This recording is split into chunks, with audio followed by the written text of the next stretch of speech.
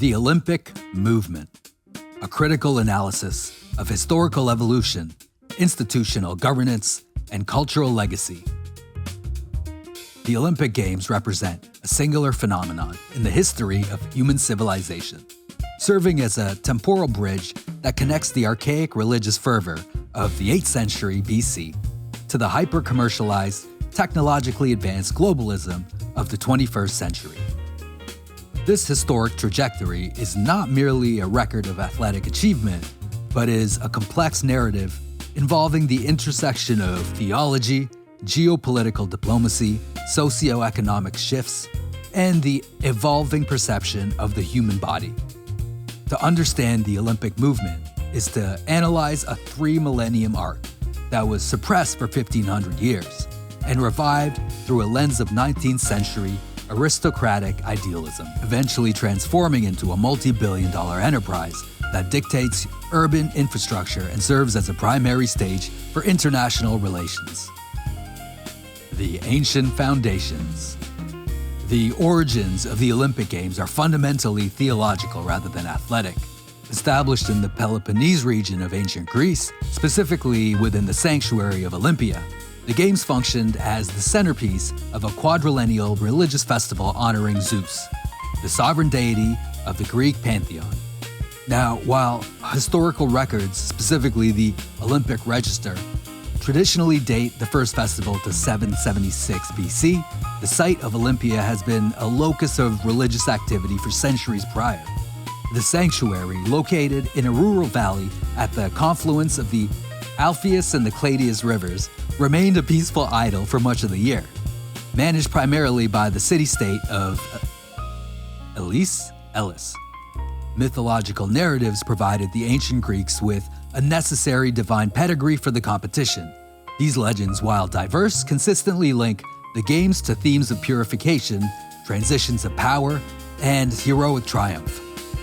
One tradition attributes the founding to Heracles, who raced his brothers to entertain the infant Zeus, while another credits the hero Pelops with establishing chariot races as funeral games to honor King Enormous, a ritual intended to purify Pelops after the king's death. A third myth, popularized by the poet Pindar, suggests that Heracles, the son of Zeus, established the festival to celebrate his victory after completing his labors. These myths reveal an underlying cultural trend. The Greeks perceived physical excellence as a manifestation of virtue, where a well-trained body was seen as the external representation of a noble mind. The ancient games evolved from a singular foot race into a highly structured 5-day athletic event. The schedule was designed to build tension between the profane reality of combat and the sacred requirements of sacrifice. And it was kind of broken down like this. So day 1 was about purification and oaths. Day 2 was about aristocratic display. Day 3 was about the religious apex. Day 4, physical confrontation. And day 5 about triumph and celebration. These athletic events were significantly more perilous than their modern counterparts. Boxing featured no weight class or time limits, with contestants wrapping their hands in hard leather that caused severe facial trauma. The pankration, a precursor to modern mixed martial arts, permitted almost any tactic being used, except biting and eye gouging, often continuing until a participant was rendered unconscious or killed. This brutality was justified by the military utility of the sport. Wrestling was viewed as the ultimate unarmed combat for Greek soldiers. So, a defining characteristic of the ancient games was the requirement of total nudity for male competitors, a practice that emerged early in the festival's history. This was not merely a practical consideration, but a potent cultural signifier. So, to the Greeks, performing naked distinguished the civilized Hellenic world from barbarians who viewed the exposed body with shame. The term gymnasium originates from gymnos, meaning naked. Modesty was managed through a leather cord used to tie the foreskin to the waist to prevent indecent exposure of the glands. Okay, next section. The role of women. Participation was restricted to freeborn Greek males, effectively excluding slaves, foreigners, and women. Women were strictly prohibited from attending as spectators with the threat of death for married women who violated this taboo. Weird. However, women found a unique avenue for participation through horse ownership. Because the victory in equestrian events was credited to the owner of the horses rather than the rider, Caniska of Sparta achieved Olympic fame without ever setting foot in the stadium. Separate games for women, the Heraia, were held in honor of Hera, though historical details on these events remain sparse compared to the male-centric Olympics. These ancient games were formally terminated around 393 AD by the Christian emperor Theodosius I, who viewed the pagan rituals at Olympia as an abhorrence to state religion. The idea of the Olympics lay dormant for 15 centuries until late 1800s, and it was resurrected by the French aristocrat Baron Pierre de Coubertin. Coubertin's motivation was less about historical reenactment and more about national regeneration. Following France's defeat in the Franco-Prussian War, he sought to reform the French education system by integrating physical education, inspired by the muscular Christianity of British schools like rugby. Coubertin was not the first to attempt a revival. Forerunners included the Cotswold Olympic Games in England, the Wenlock Olympian Games organized by William Penny Brooks, and the Zappos Olympiads in Greece. However, Coubertin's genius lay in his ability to internationalize the concept. In 1894, he organized a congress at the Sorbonne, where the International Olympic Committee was established. While he initially proposed a start in Paris in 1900, the delegates chose Athens in 1896 to provide the movement with immediate historical legitimacy. The 1896 Athens Games. So the 1896 Athens Games were a homespun affair that nevertheless achieved massive symbolic success. Greece at the time was in a state of national bankruptcy, having overborrowed for modernization. Prime Minister Trikoupis initially opposed the games due to these economic constraints, but Crown Prince Constantine rallied the public to support the event. This original revival of the Olympic Games featured 14 different nations, 241 athletes, all male, and approximately 60,000 in attendance during the opening ceremony. These 1896 games culminated in the victory of Spiridon Lewis in the first modern marathon, a feat that ignited Greek national pride and cemented the Olympic Games as a fixture of the modern era. As the Olympic movement grew, it became necessary to create a dedicated platform for winter sports that could not be held during the summer months. The first Winter Sports Week took place in Chamonix, France in 1924, and was retrospectively designated as the first Olympic Winter Games in 1926. For nearly 70 years, the Summer and Winter Games occurred in the same calendar year, creating significant logistical and promotional burdens on the host nations and on the IOC. In 1994, following the Lillehammer Games, the IOC shifted to an alternating biennial schedule. This structural change allowed each edition to enjoy a greater share of the global media spotlight and the commercial interest. Some key milestones of the Olympic Winter Games include, in 1932, the first time medalists stood on a three-tiered podium. 1956, the first time the Olympic oath was sworn in by a woman.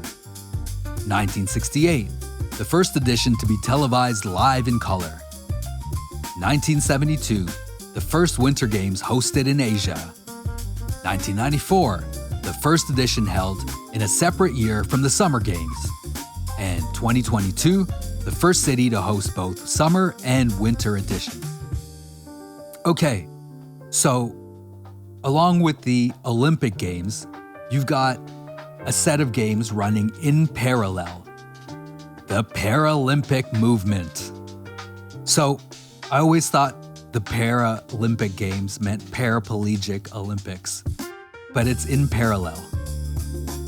Now that that's out of the way, the Paralympic Games represent one of the most significant social developments in the history of sport. The movement began as a rehabilitation tool for World War II veterans with spinal injury. The first official Paralympic Games were held in Rome in 1960, following the Olympic Games and utilizing the same facilities. Initially, the Paralympics and Olympics were held in different cities and years, but a move towards integration began in 1988 in Seoul. A formal agreement was signed in 2001 between the IOC and the IPC and established the one bid, one city policy, requiring any city bidding on the Olympics to host the Paralympics as well. This partnership has led to a surge in professionalism, with modern Paralympians utilizing carbon fiber technology and lightweight prosthetics to achieve elite performance levels. The Olympics have always crowned themselves to be an apolitical entity and event, but when so many nations are involved, it's kind of hard not to be political. The Olympic Games have often served as a stage for state propaganda, nationalistic display, and radical protest. For example, the 1936 Games were awarded to Berlin before the Nazi Party took power, but Hitler utilized the event to project an image of a prosperous, Aryan-led Germany to the world. Despite global pressure to boycott, the United States chose to participate, a decision that led to the legendary performance of Jesse Owens. Owens' 4 gold medals directly contradicted Nazi theories of racial supremacy, making him into a global hero while highlighting the systemic racism he still faced in the Jim Crow-era United States. The 1972 Munich Games were intended to showcase a new Germany, a prosperous, peaceful democracy. However, on September 5, 1972, 8 members of the Palestinian group Black September infiltrated the Olympic Village, taking 11 Israeli team members hostage.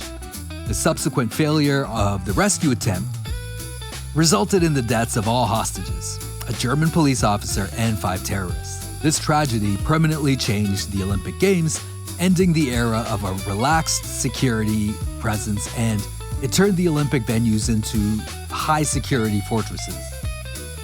Then in the 1980s, we see a whole bunch of retaliatory boycotts. In 1980 itself, the US led a boycott of the Moscow Games to protest the Soviet invasion of Afghanistan. Then, in 1984, the Soviet Union led a retaliatory boycott of the Los Angeles Games. These events threatened to destroy the movement, promoting the revival of the Olympic truce, a modern UN-endorsed resolution calling for the cessation of hostilities during the Games. So, when our French boy Pierre de Coubertin came up with the rejuvenation of the Olympics, he came up with also the symbols that we still use today, the rings that evoke universal values. These 5 rings, designed in 1913, represent the union of 5 continents: Africa, the Americas, Asia, Europe, and Oceania. So the color palette, blue, yellow, black, green, and red on a white background, was chosen because at least one of these colors appears on the flag of every nation. While the ancient games kept a sacred fire burning at the altar of Zeus, the modern torch relay is a relatively recent innovation. The flame first reappeared in Amsterdam in 1928, but the relay itself was introduced in Berlin in 1936 as a propaganda tool to link the Third Reich to the classic Greek past. Despite its controversial origins, the relay has become the movement's most potent symbol of peace, with the flame lit in Olympia, using a parabolic mirror, and carried thousands of miles to the host city. The history of the Olympics is populated by events and individuals that defy contemporary standards of professional athletics. These stories provide a necessary human counterpoint to the rigid structure of the modern IOC. Our first example of this is the 1904 St. Louis Games, a true study of chaos. So, the marathon at the 1904 Games is widely cited as the most unhinged event in Olympic history. Our first character in this story, I guess, is Thomas Hicks. He was the official winner and was sustained during the race by a cocktail of brandy and strychnine, which is rat poison, and this was administered by his trainers as a stimulant. Hicks finished in a state of delirium and he had to be treated by a team of doctors to survive. Next character, Fred Lors, the first man to enter the stadium and was nearly awarded the gold before officials discovered he had dropped out at mile 9, hitched a ride in a car for 11 miles, then re-entered the race as a practical joke. Then we have Felix Carvajal, a Cuban mailman who lost his money gambling in New Orleans and had to walk to St. Louis. He ran in street shoes and long trousers that were cut at the knee by a fellow athlete and finished 4th despite stopping to eat rotten apples and taking a nap mid-race. Then Len Tao, one of the first Black African participants. Tao finished 9th after being chased a mile off course by a pack of wild dogs. Crazy. I'd like to use this time to talk about some discontinued sports and experimental events. So the early 1900s saw the inclusion of sports that today would be considered a bit bizarre or unethical. Example 1, live pigeon shooting. So in 1900, competitors shot at live birds, resulting in over 300 deaths. And this remains the only time that animals were intentionally harmed for an Olympic event. Then between 1900 and 1920, there was tug of war.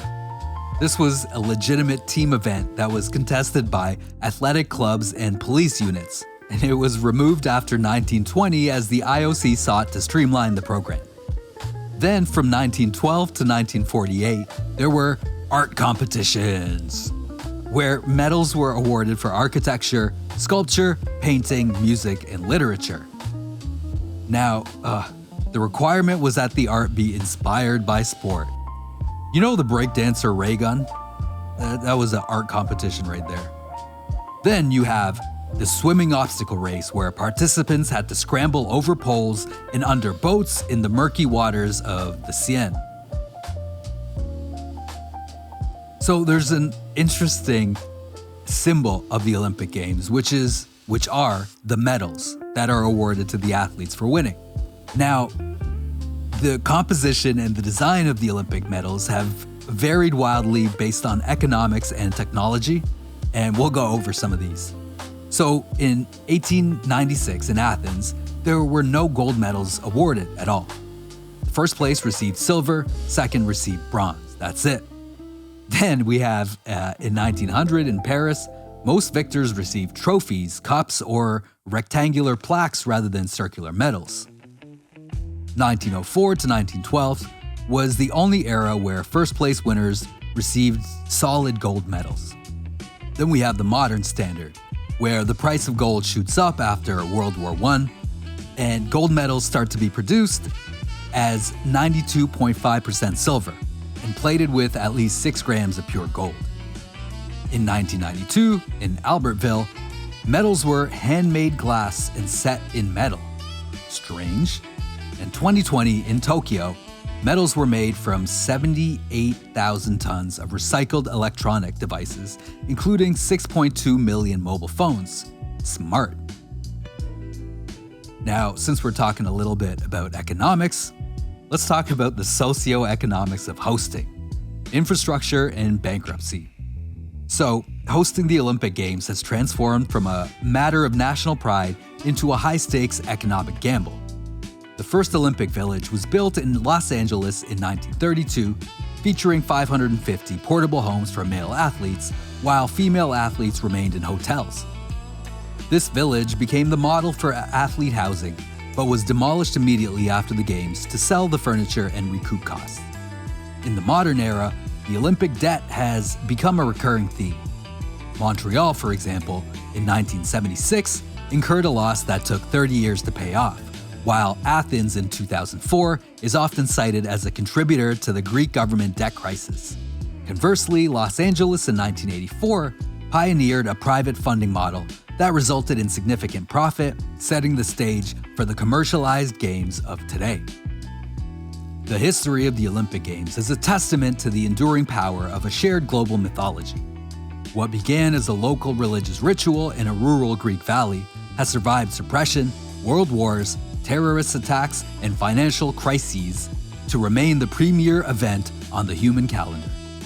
The movement's greatest challenge remains the balance between noble ideas, peace, solidarity, and the heroic human spirit, and the realities of a professionalized, commercialized, and politically divided world. From the nude runners of Olympia to the dream team of Barcelona and the unified Korean athletes of Pyeongchang, the Olympics continue to reflect the best and worst of the human condition. And with that said, here's my painting of an Olympic athlete biting their Olympic medal.